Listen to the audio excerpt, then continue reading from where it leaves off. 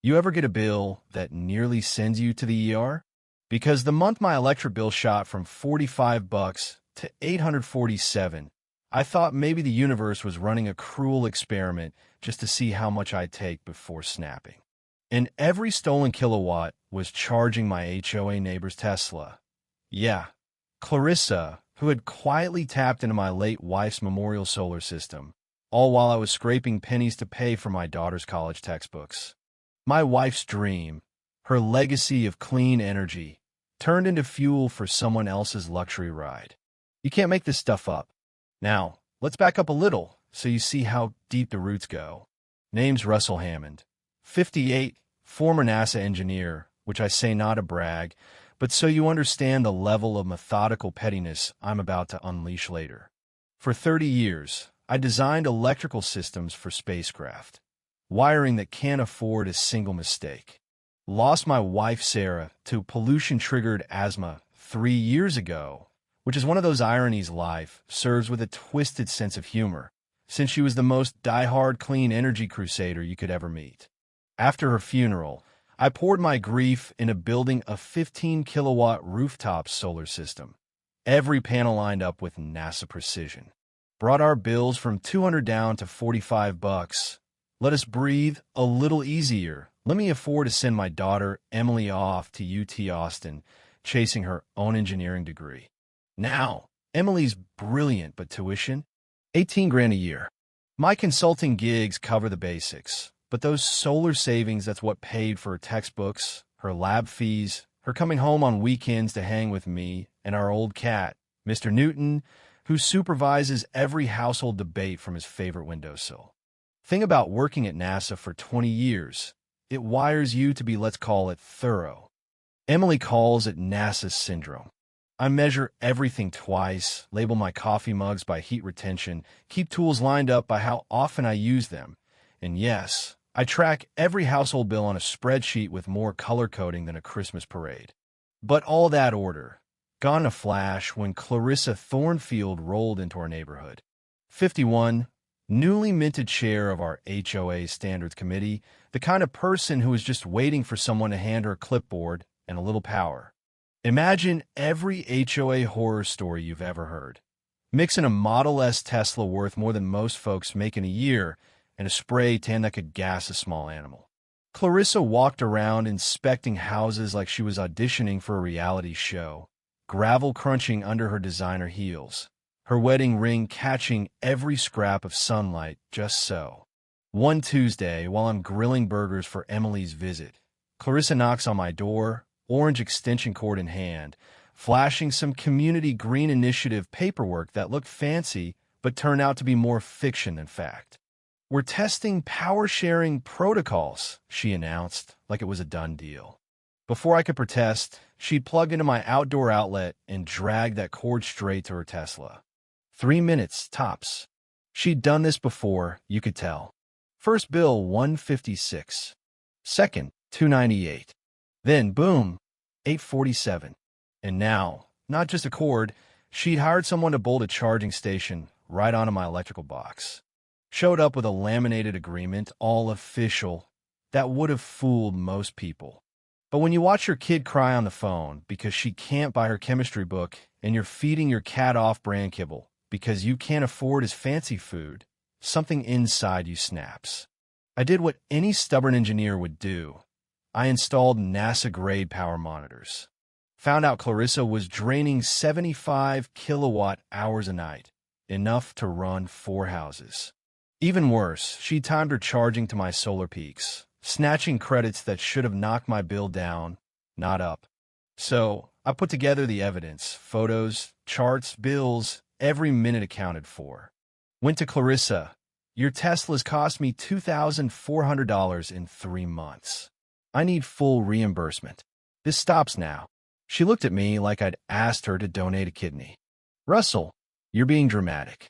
It's for the community. The paperwork is in process."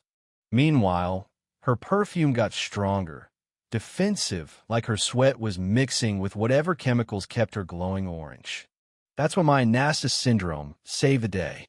I dug up 3 years of HOA meeting minutes, hunted through every agenda, no record of any power sharing program.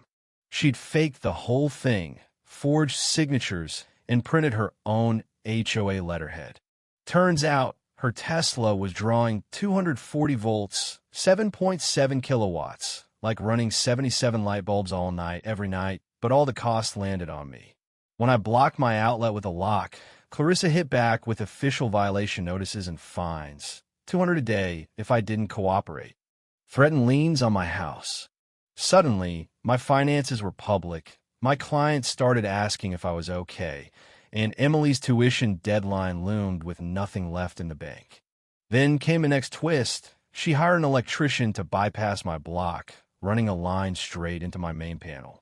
No permits, no approval, no shame. I started installing cameras, powered by my other neighbor, Mrs. IS, who, by the way, turned out to be a lifesaver.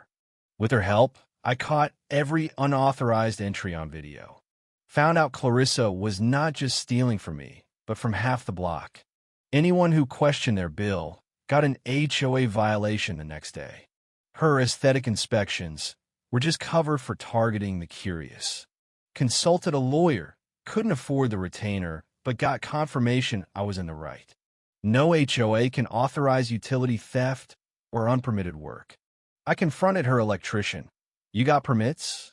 He shrugged. Clarissa stormed over, perfume and legal threats swirling. But my cameras caught her coaching the electrician on how to hide everything from city inspectors. Pure gold for my case. And here's where the karma snowball started rolling. I found out she and her husband, Brad, were drowning in debt. Back taxes, mortgage overdue, car payments behind. That Tesla? Lease payments bigger than my mortgage. They were stealing power because their house was red-tagged, wiring so old it was a fire hazard. Couldn't get their own juice, so she set up shop on my dime. I dug into Texas law. Turns out homeowners can disconnect unauthorized hookups. No notice needed. Even our cat started avoiding her side of the yard. He's got good instincts for toxic behavior. Clarissa started to panic. Spray painted my cameras at 3 in the morning, then claimed I was harassing her. Filed complaints with the board, which, for a minute, sided with her. Emily lost a semester because we couldn't pay tuition. Heartbreak you never forget. But then came the real break. A friend from college, Jimmy, helped me set up hidden cameras on Mrs. ISA's property, where the HOA had no say. Got Clarissa on tape, charging every night, talking about needing power because her own was cut. My attorney friend, reviewing all this for free, said I had enough for criminal charges: utility theft, fraud, vandalism, trespassing. So I got creative, built a smart outlet with a remote switch. Normally, it ran at 120 volts, but at the push of a button, 240 volts, just enough to trigger Tesla's safety lockout. Once locked, the cable stays stuck, and only a Tesla tech can remove it for a fat fee. I installed it one weekend, with all the right warning signs, cameras at every angle, Mrs. ISA ready to witness. Clarissa, getting desperate, tried bribing me. $2,000 in cash, asking me to sign a fake receipt for community cooperation. Cameras rolling, I got her full confession on tape. She was so frantic, her voice cracking, perfume layered thick enough to choke a horse. The final blow, she tried to get my solar system condemned, called it her nephew Derek a city inspector. Except Derek didn't know the first thing about electrical codes. I grilled him on camera. He fumbled every answer, couldn't read schematics, had clearly been bribed by Clarissa. Reported him, and within a day, he was suspended. Her whole family racket exposed. Clarissa, in a last-ditch effort, tried to sabotage my panels at 2. Em got her on tape, climbing up, loosening wires, nearly started a fire. That stunt cost her even more. Now we were talking felony vandalism. Then came the night of the trap. She plugged in, as usual, ignored the giant yellow warning sign. I hit the switch from my phone, and her precious Tesla locked up tight, charging cable stuck like an umbilical cord from my house across both driveways. Car alarm blaring, neighbors peeking out in their pajamas, Clarissa losing it, screaming at Tesla roadside assistance, learning it had cost nearly $3,000 to get her car free. The HOA meeting that night? Everyone saw her car, leashed to my outlet. I calmly presented my 6 months of evidence, bills, videos, the whole story. Played the audio of her trying to bribe me. Gasps filled the room. The sheriff's deputy showed up, reviewed my files, and, right there in front of 150 neighbors and the local news, arrested Clarissa.